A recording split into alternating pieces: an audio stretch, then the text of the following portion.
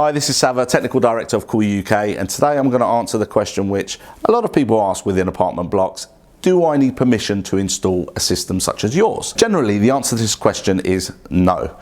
We have two components typically that we would install, which is a fan unit, which is up high on the wall, which is simply screwed into your plasterboard, and then refrigeration pipe, which runs back to a condenser in a utility space. The condenser just sits on the floor, which connects up to your water supply, similar to a softener, dishwasher, a washing machine. So there is nothing there that requires planning permission from the council or any other regulatory body. However, we always say to people that if they feel more assured and comfortable with speaking to whoever looks after their building, their landlord or managing agent, then we would always suggest to run past what they're having installed so that they can have the peace of mind that they're not contravening any regulation or clause within their own lease. We carry out many hundreds of surveys throughout the year, and we would genuinely be able to guide you as to whether we feel you should be asking for permission or not. But this can be discussed with you during a site survey. If you have any further questions on what I've just said, then please feel free to visit our website